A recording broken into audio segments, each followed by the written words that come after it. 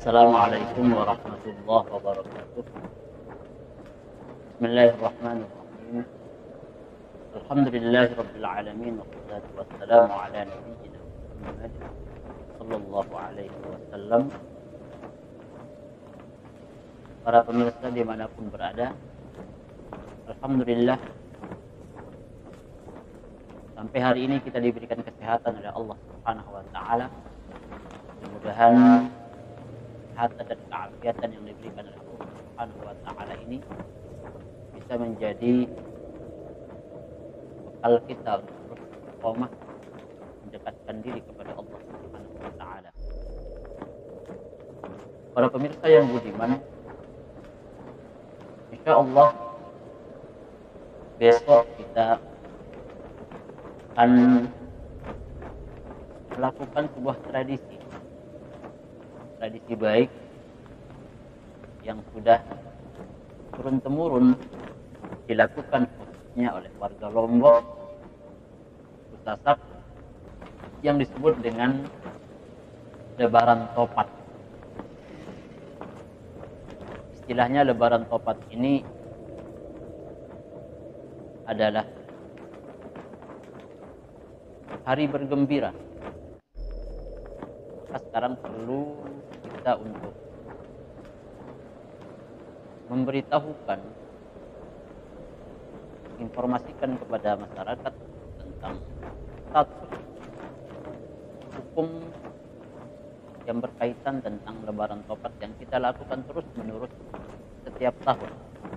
Ini perlu kita sampaikan agar masyarakat, khususnya umat Islam yang ada di Lombok, melek tentang sebuah tradisi hukum yang dimana itu bisa kemudian dijadikan wasilah atau alat untuk menumbuhkan ukhuwah, menumbuhkan persaudaraan, rasa kekeluargaan dan lain-lain. Yang pertama, bahwasanya Lebaran Topat ini berbeda dengan Idul Fitri dan Idul Adha. Yang jelas di dalam sunnah Nabi Muhammad SAW bahwa sesuai dengan sunnah Nabi, hari Id itu dikenal ada dua waktunya. Yang pertama ada Idul Fitri yang kita lakukan 1 minggu yang lalu. Ada yang kedua yaitu Idul Adha. Kalau dua hari raya ini status hukumnya tidak perlu kita perdebatkan kembali karena para ulama sudah sepakat, sudah ijma' tentang kesunahannya. Yang masih menjadi perbincangan atau menjadi ikhtilaf, perbedaan para ulama, salah satunya adalah kebiasaan kita merayakan Lebaran Topat setiap tahun, di mana itu dilakukan 1 minggu setelah kita merayakan Idul Fitri. Bagaimana status hukumnya? Yang pertama, bahwa kebiasaan yang baik, adat yang baik, selama itu tidak melanggar syariat, tidak melanggar usul, apabila substansi atau nilai-nilai yang dilakukan dalam sebuah perayaan yang baik itu ada kebaikan-kebaikan di sana, ada hal-hal positif yang bisa kita ambil, maka di dalam Islam ada kebolehan di sana. Ada kebolehan, bahwasanya di dalam sebuah kaidah usul fikih yang sangat masyhur kita kenal, salah satunya adalah al-adah muhakkam, bahwa suatu kebiasaan yang baik, adat yang baik yang menjadi tradisi di suatu masyarakat itu bisa dijadikan hukum. Bisa dijadikan hukum.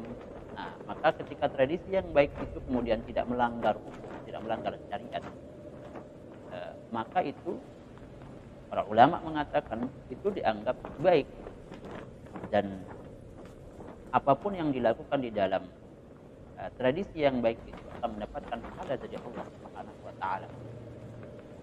Yang kedua adalah tradisi Lebaran Topat. Lebaran Topat,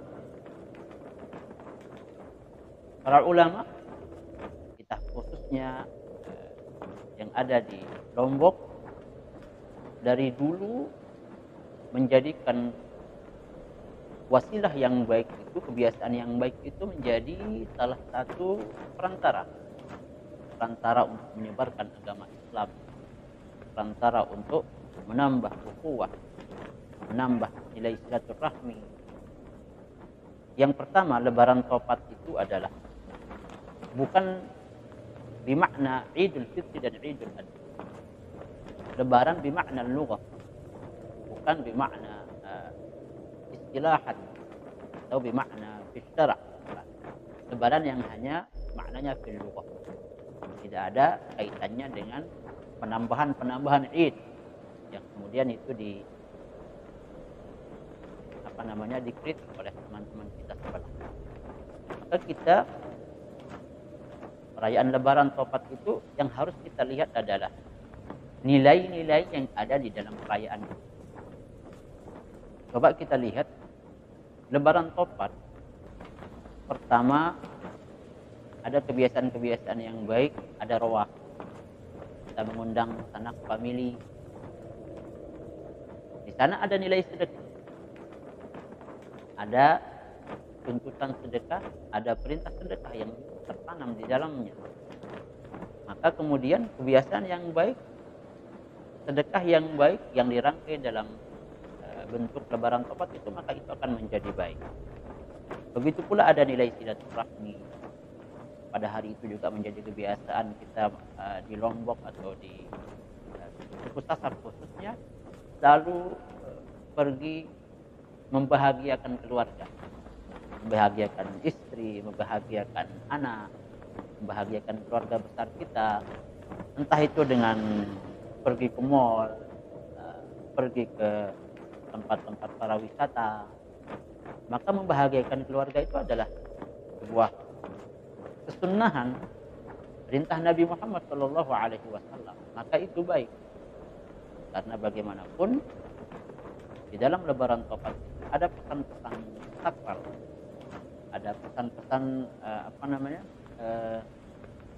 akhlak, ada pesan-pesan ukhuwah di sana, ada pesan-pesan silaturahmi, ada pesan-pesan sedekah, ada pesan membahagiakan orang lain.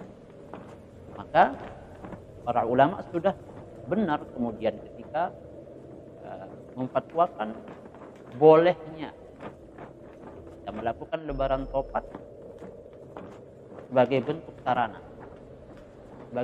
sarana untuk mendapatkan maqasidus syariah. Tidak perlu kita perdebatkan lagi tentang hukumnya ini. Tentunya memang ada beberapa PR kita di masyarakat, khususnya ketika Lebaran Topat ada hal-hal yang tidak sesuai dengan syariat, ada hal-hal yang tidak sesuai, yang tidak disukai oleh Allah Subhanahu wa taala di dalam perilakunya.